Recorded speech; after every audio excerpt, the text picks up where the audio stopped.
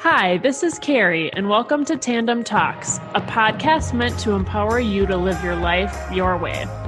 And I'm Craig. Join us as we go deeper with entrepreneurs and their journey creating success in business and life. This world with broken toys. Welcome to another episode of Tandem Talks. We are super honored to have none other than Meghann Conter all the way from Denver, Colorado, visiting us this morning. And I've had the pleasure of getting to know Meghann really right before the pandemic took off. I met you in person, live in the real in Madison, Wisconsin, because Meghann is actually the founder of a pretty special organization called the Dames, which helps 6- and 7-figure owned businesses and leaders in C-suite positions really grow and thrive in leadership and in their roles and in their businesses through a virtual networking community. So I was able to meet her. I joined the Dames and have had just an awesome experience getting to know her and what she's been able to construct in terms of building a community of just very high caliber women around the country and internationally. I believe there's some people from out of country that are now part of the organization. So we thank you for being on with us, Meghann, and just excited to go deeper on your journey. You also have 20 plus years of marketing and branding and strategy experience. So we'll talk all things entrepreneurship, marketing, branding, community related, but good morning. And thank you for being with us. Good morning. Does everyone have about 3 hours and 45 minutes to listen to this interview? Just kidding. Craig's like, oh dear. So we can no. As long as we need to. No. I'm just teasing. If we're going to cover all those topics, so we better be here for a while. Everybody pull up a chair, build yourself a fire. It's going to be awesome. Thank you guys for having me on. I'm really excited. Yeah. And I'd love to just kick off with what inspired the whole concept of the Dames, because there's plenty of networking orgs out there. There's a lot. But Dames is special in its approach, and it's really gravitates to a certain type of person that wants to network and support and cheerlead in a different way. So I think just talking a little bit about the inspiration in the early days for that would be awesome.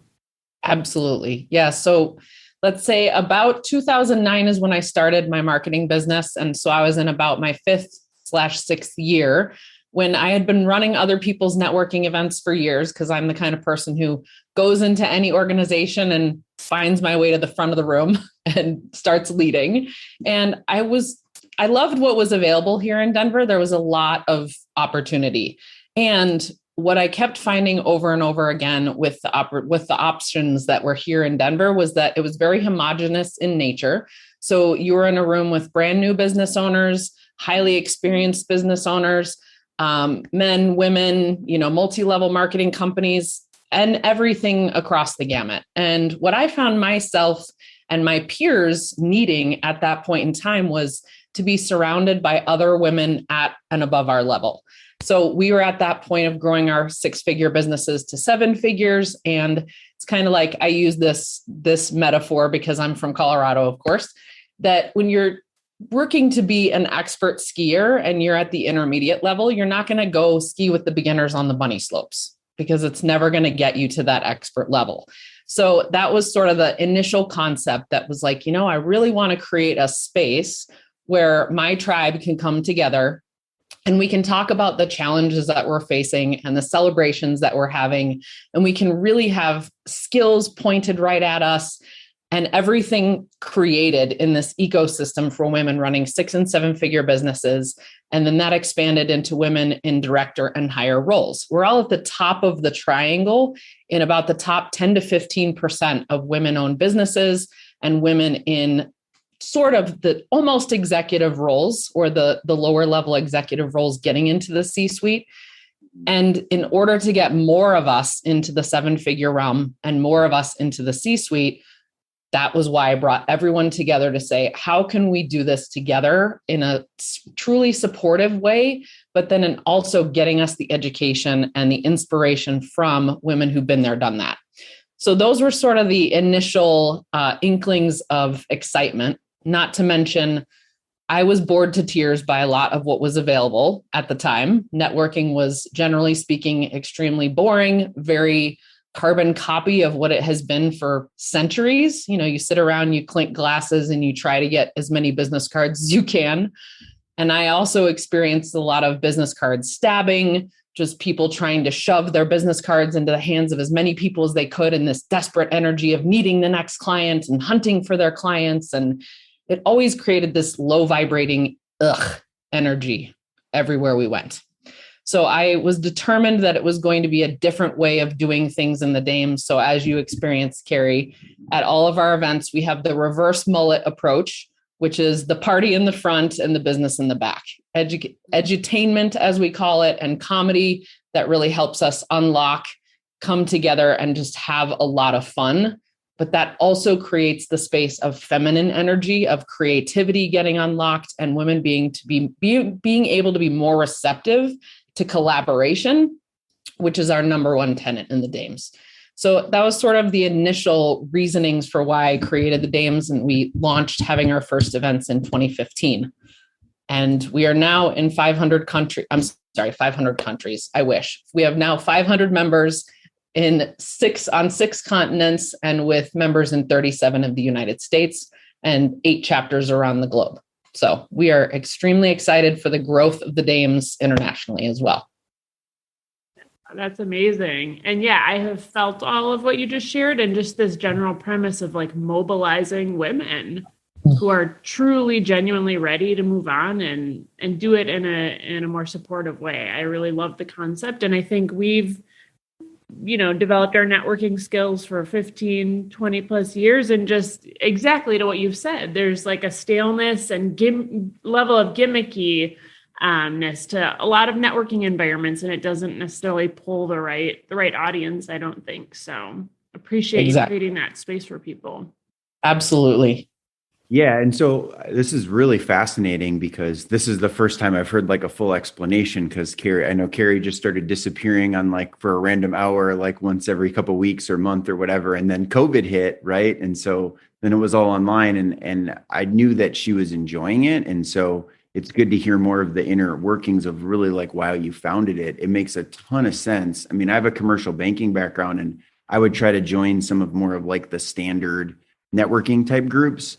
But the challenge with those is that it was people playing at a fairly low level. And if you're trying to do $5 million loan, like I'm not going to give that to most businesses. So I couldn't join those. And then when you try to put your own together manually, you can do that, but it's usually very regional. It's fluid. People are in and out. The commitment is low. So I think having something exactly at the echelon really meets a specific niche. So congrats for number one, having the vision to do it. And then 2, actually making it happen. Carrying it out. Yeah, because we know that that's not easy. Yeah. And a lot of trials and tribulations with that. Absolutely. It's funny, Craig, I had a background in commercial lending as well, right out of college. Yeah. So I totally get where you're at. And yeah, it's really true that when you can belong to an ecosystem that meets your specific needs, that transforms everything. And we're really at the forefront of this paradigm shift between old, outdated networking and that hunting and that hunter and prey feeling to this concept of collaboration that's fostered through our strategic matchmaking and power partner concepts. So that's something that we preach, quote unquote, and teach all the time is if you can really completely transform the way that you network from that space of going to look for the golden egg or that one client that could possibly be your client at an event. And you totally transform that to being part of an organization where you're looking for your golden geese. And you then develop these long-term relationships to lay a lot of golden eggs for each other, AKA cross-refer business, or collaborate to create a bigger footprint, or mastermind your challenges because you know exactly what each other are going through. Those fostered relationships end up being long-term, very fruitful, but also extremely nourishing for both of the women who are involved in those partnerships. So that's really the philosophy that we've come to. We've created from the beginning. Yeah. Well, again, congrats. It's really cool to see somebody do that. And I know that you're meeting a very specific need because I feel it even on the men's side. So similar challenges, right? One question that I would like to kick off with is just when you think about people who are getting going in the business world, maybe they, our podcast is been mostly focused on side hustlers and people who maybe just scaled or about to jump and go full time, right? Specifically to ladies, maybe what advice would you give, or like the one or two things that you've seen as a pattern or a trend of maybe things people mess up or things ladies should be doing? And then if you want to answer one for the ladies and then maybe one general, whatever comes to mind, however you want to take the question is totally fine. But I think maybe just speaking to that specific niche of people who are like, okay, I've started something or I'm doing something, like, what are those common pitfalls you see?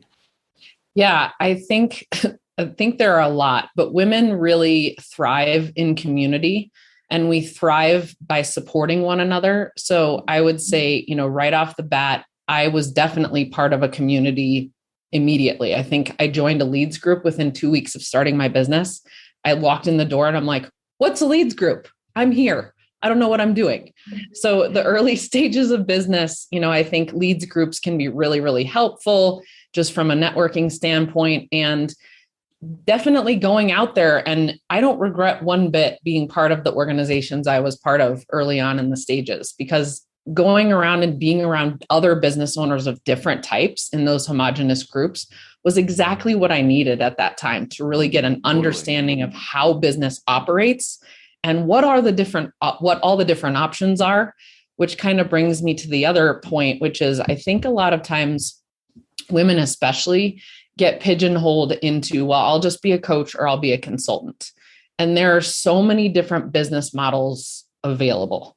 So I think what's really important for newer business women and probably men, but I see it particularly in women, is to work with someone who can help you look at the myriad of different business models that are available to you and to help you choose one that really matches your talents, your skills, your areas, your zone of genius, so that you don't go out there and burn yourself out.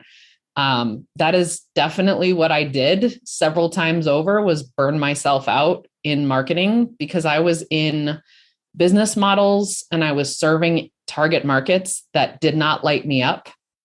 And it really created a lot of overworking, undercharging, and just complete overwhelm a lot of times. So that's really what I would look at. And in those initial stages, as you're beginning to do your work and you're beginning to work with different clients, really be paying attention to who those ideal clients are that light you up, and make notes all the way along, so that as soon as you can, once you've been in business a year and a half, you can really declare that niche and go for it steadfast, because it can cut out a lot of wasted time when you start working with only those people that you're really talented at working with, but then also light you up and give you energy on a daily basis, because you can't help yourself, but help those people, right? For me, it's getting more women to that 7-figure mark and more women into the C-suite every single day. That's what pulls me. That's what gets me out of bed. And I know it's an impossible mission. I'll never achieve getting half of the amount of CEOs as women, or, half the amount of businesses as women running 7-figure businesses. But that's my overall vision that I'm always striving and working toward and taking steps every day toward. I love that. And just some of those questions on like, who do you get lit up to serve? I mean, I think in my life, there's areas I probably was too slow to maybe really think of those questions and really be honest and evaluate. And I know you talk a lot about intuition, Meghann, which I think is such a valuable thing to dive in a little bit deeper on, because I think a lot of entrepreneurs specifically really struggle listening to their intuition. I think it's intimidating. When you run a business, I think the stakes feel so much higher for people. So how do you balance kind of like the data and more of the quantifiable side of business, but also this intuitive nature, which you clearly have like a very strong inner voice that's guided you along this journey? But how do you navigate that? And what would be some suggestions for women who maybe need to turn up the noise on, turn up the volume on it? Definitely. I think that what's happening as part of this paradigm shift that we're going through is, if you think about 20, 30, 40 years ago, women weren't leading businesses and women weren't in C-suite positions. We were working our way up the ranks, but this is very new. This is relatively new in terms of like over the span of time that women have been in these positions. So who we've had as models to grow our businesses has been men.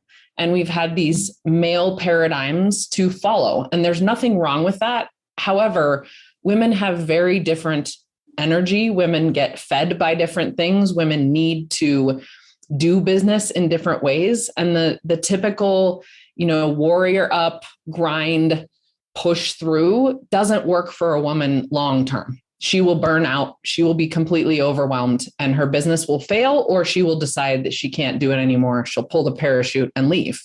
So I think that's really what we're starting to see. We're seeing more and more is that even when I'm interviewing our dames of influence, who are women running 7-figure businesses who become mentors in our community, I hear it over and over and over again.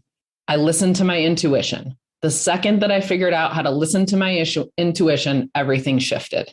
So for me, early on in business, I was definitely part of that hustle, grind, push. I felt like oftentimes I was pushing a boulder up a really big hill and trying to figure out what was I doing wrong? What was going wrong? Because it didn't feel right.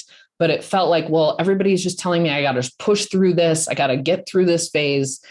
And it wasn't until about 2012, 2013, when I really started the initial stages of my spiritual growth work and studying through consciousness and really understanding what intuition is and how you get access to it. And it's different for everyone, how you access your own intuition, but everyone has it. So I started that process in 2012. And then it was, really when I began getting into meditation and listening and visualizing and truly taking action on my intuition was about 2014. And that's when this whole concept of the dames came in.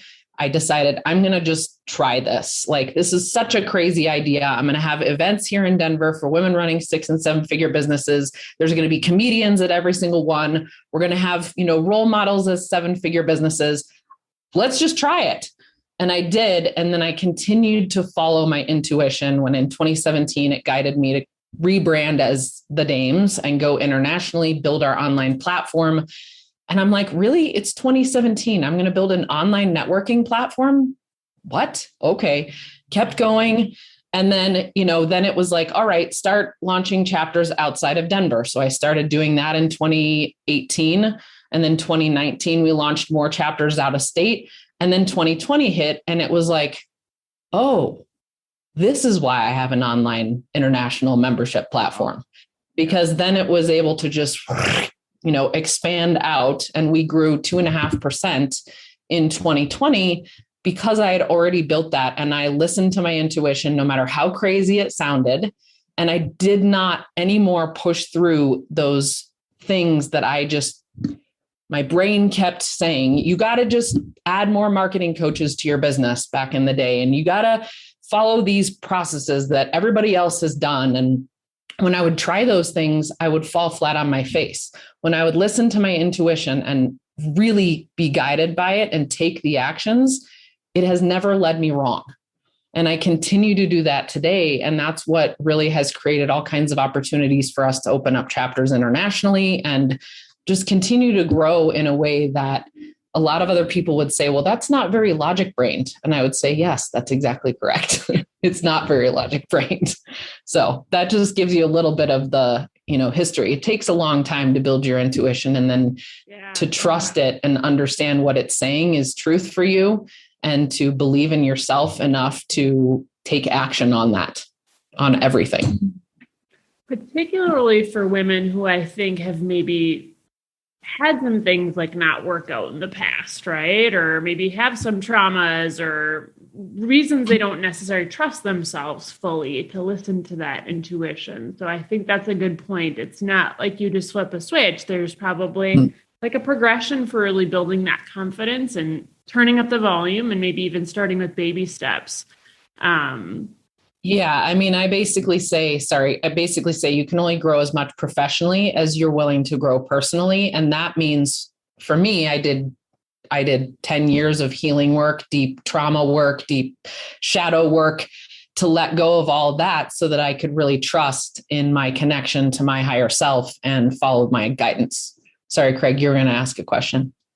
Yeah, no need to apologize. So I think what I sometimes see people struggle with, especially when they're early on in the journey, is that they haven't built that intuition muscle as much yet, right? And so there's a fine line between intuition and just recklessness, because if you aren't, if it's truly, it's probably not intuition, it's probably something else. It's probably impulsiveness versus intuition, right? But I think some people have a hard time maybe discerning the difference, especially if I see people early on in their journey, like, I'm excited about this, I'm excited about that. So it's more like whimsical or capricious than it is like centered.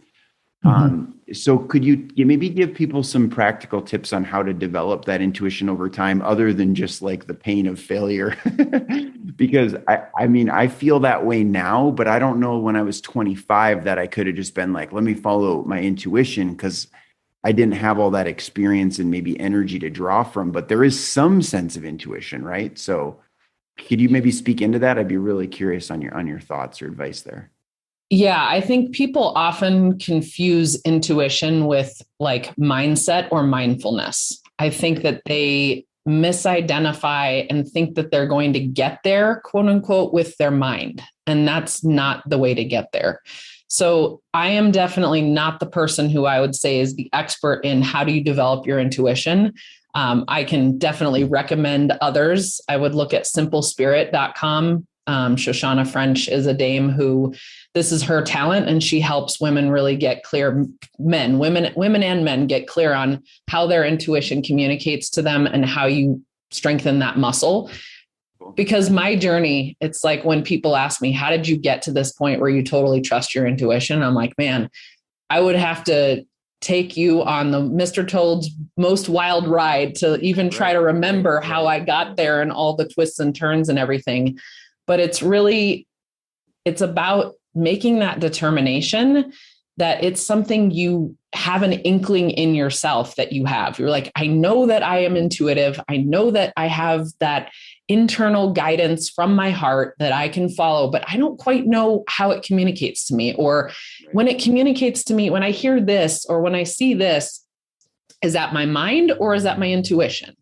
And that takes years of refinement to really understand and know the kind of message you're getting, if that's intuition or your mind.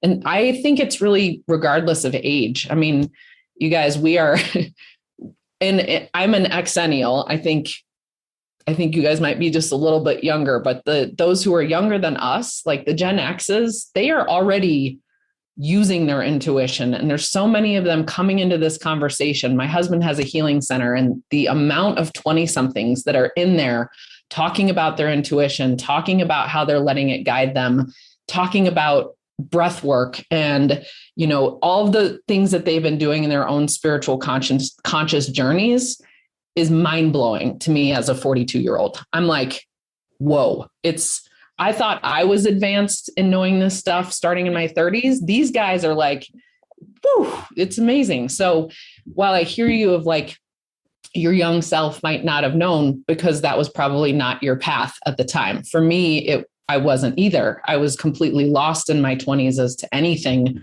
connected spiritually. And I felt like I was just kind of floating out there in the ethers, had been raised religious and was like, that's not where I am.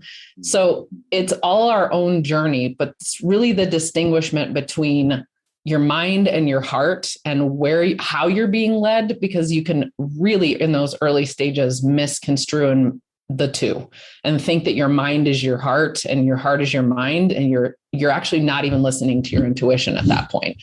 So. Right. Well, I was just going to add, I feel like our elementary age child is learning this stuff. I mean, it's not even just people in their 20s. It's just totally part of the conversation. for Absolutely. generation in a way that I mean, it probably was, but with different words and different framing and less emphasis when I was growing up. So I just appreciate that is just so front and center in a lot of ways and absolutely. I think that, a lot of people are afraid of the hard work that comes from this path. For me, there's been a lot of breakdowns. There's been a lot of going through the eyes of needles that are really tiny and uncomfortable, and I have to squeeze myself into them. And a lot of people will call it shadow work. It depends on, where you're at and what you're talking about. But there's a lot of difficult work that goes in when you're deciding that this is the path that you want to be on, of intuition and of listening to your higher power or your God, your universe, whatever it is for you. And to lead your life and your business that way, it takes a lot of courage. And I think a lot of people misconstrue the hardships as failures. And so it's kind of like, if you can lean into those hardships or lean into those failures and look at, hey, what am I feeling with all of this right now? And how am I experiencing this as a human being in a way that can teach me things and lead to breakthroughs, as opposed to, well, that was a failure and now I'm just moving on from it. It's how you look at all of these paths and turns and twists and forks in the road, I think, that really determines the way that you lead your life and you lead your business and you lead your career. Yeah. That was deep. Yeah.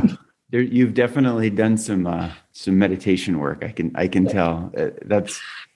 We were just talking about that with one of our businesses. It's like how it's evolved and transformed, and how we really want to conduct ourselves on the go forward so that we're operating at the highest level of integrity. And it's also aligning with like who we are and how we want to be. When I think early on in my journey, I was more just like, how do I grow? How do I create revenue? There's just like almost a neurosis around that, which maybe that's where I needed to be at that time, but it is nice to be able to step back. Right. Well, I'm glad you brought that up, because when you asked the question earlier, what would I say to newer stage business owners? I think, the radical statistic that I wish I would have known when I was in my first few years is that, you always hear the stat of how many businesses fail, but what you don't hear is around 87% of female-owned businesses don't get past 50,000 in revenue. And I can remember in my first 3 years of business, I was like, okay, I'm making 25,000. All right, now I'm making 35,000. All right, now I'm making 45,000. I'm going to hit 100,000 next year. I'm going to hit it next year. I'm going to hit it next year. And in those early stages, I had no idea what that would actually take to grow a business into a steady 6-figure business. And especially in those early stages when you're bootstrapping everything, I did not get any outside financing. Everything has been bootstrapped in both of my businesses. There was a lot of, I just can remember how much I was beating myself up for not hitting that $100,000 mark and not even having a clue that it was because I was really headed down a path that wasn't my area and my zone of genius, but I didn't know that. So again, it wasn't a failure for me. Those times weren't a failure, but when I look at that and I'm like, man, it took me like 5 years to get to 100,000 in that business. And it took me like 18 months in the dames. But that's because I knew so much more and I knew what my intuition was by then.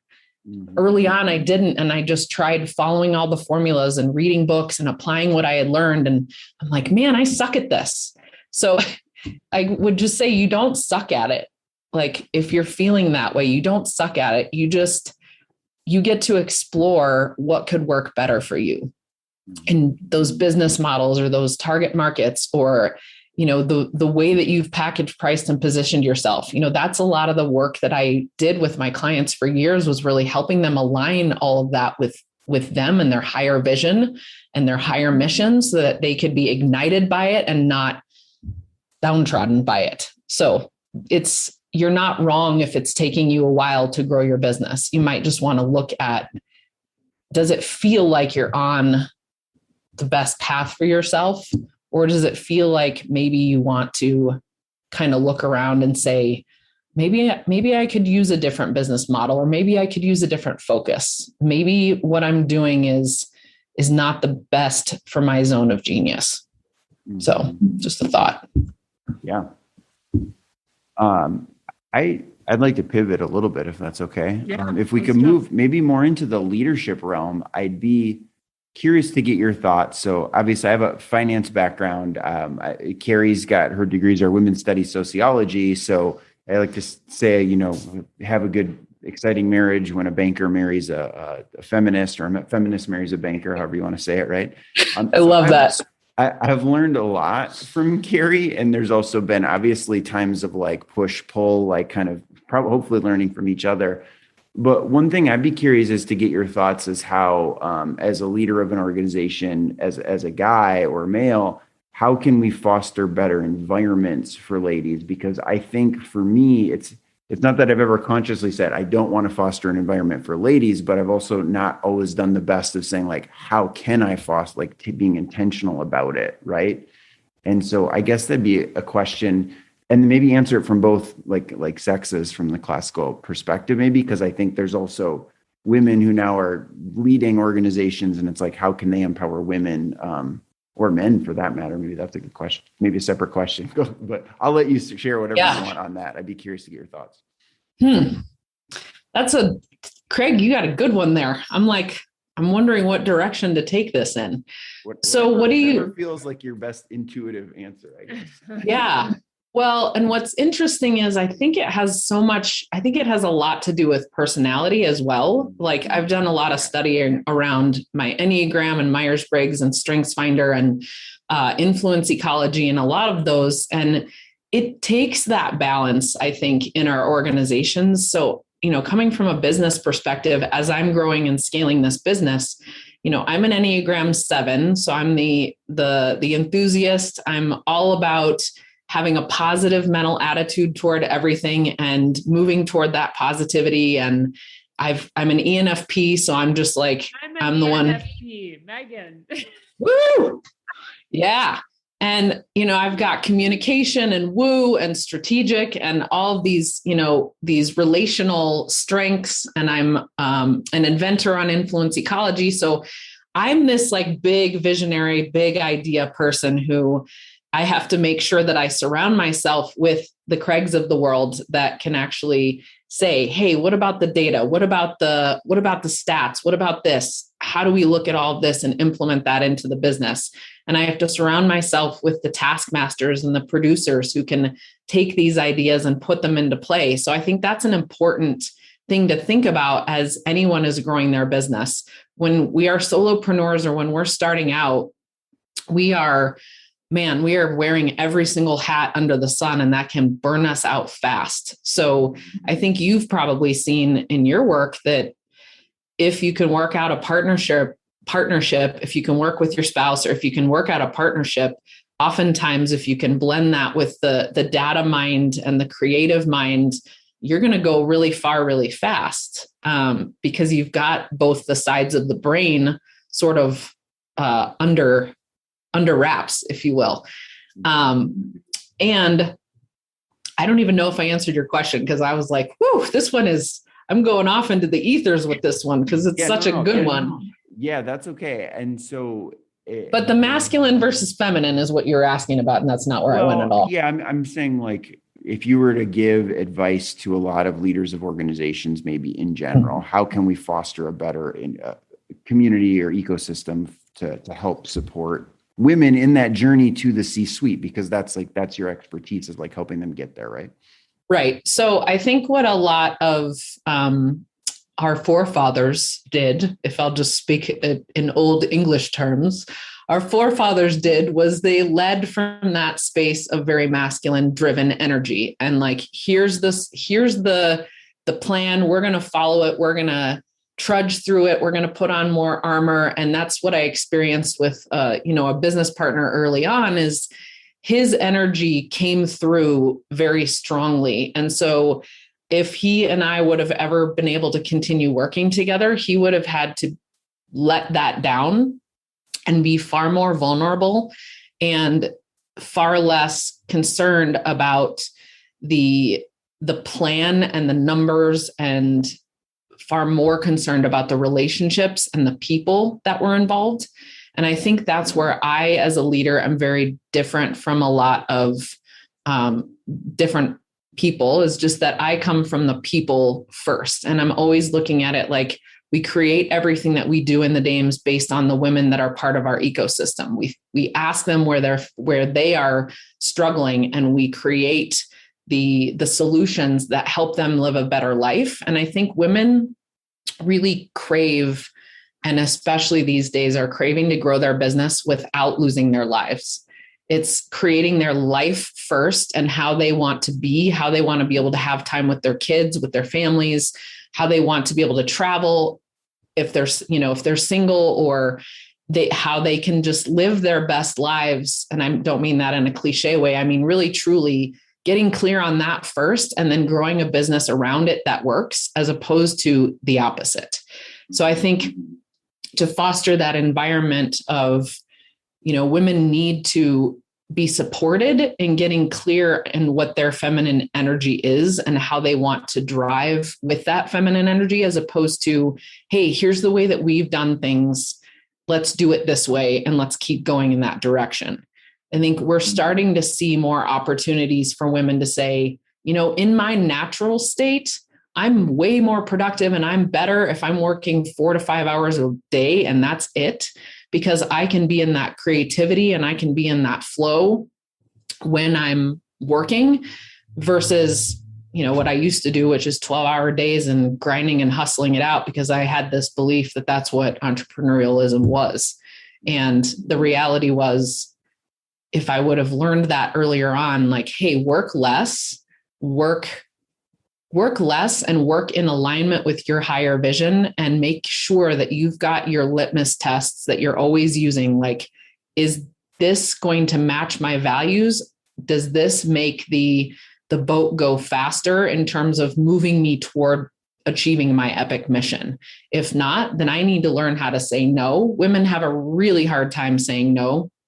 So giving women more space to say no and to really truly be confident in their yes or their no, I think is something else that we are in the Dames fostering on a regular basis with each other, in this safe space of like, I need to practice being able to say no, because man, I overcommit myself all over the place.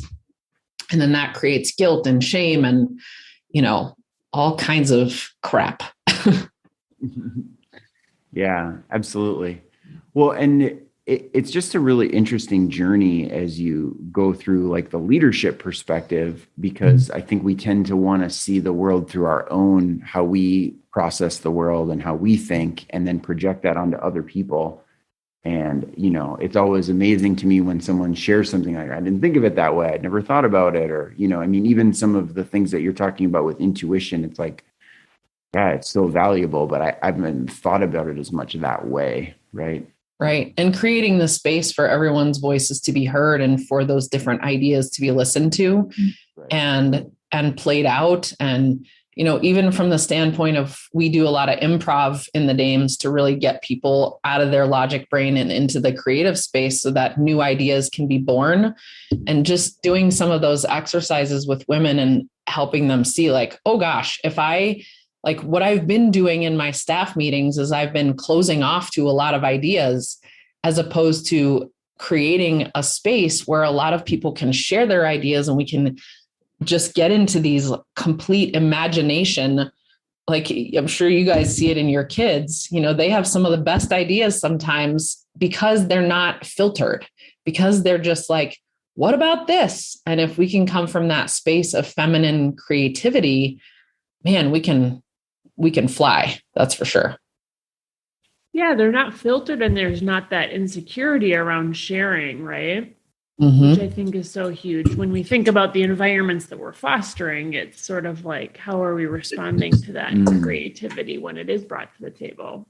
And I think that part of the paradigm shift that we're in terms of leadership too, Craig, is like this Um, we're teaching our kids now that it's okay for men to have emotions, and that was not a thing for a long time. And men typically didn't share their vulnerability of the struggles that they were going through. And so I can remember, and then the women haven't either, but I can remember early on, I would go to certain like business workshops or retreats, and I'd be there with women who were way farther advanced in their stage of business, and they'd be flying through things. And I'm like struggling to get through them. And I thought, God, there's something wrong with me. But really, it was the leaders weren't showing that they had the struggles too. The leaders weren't showing their struggles. They weren't showing the dark side of them, or, what's perceived as the dark side. They were just showing all the good stuff.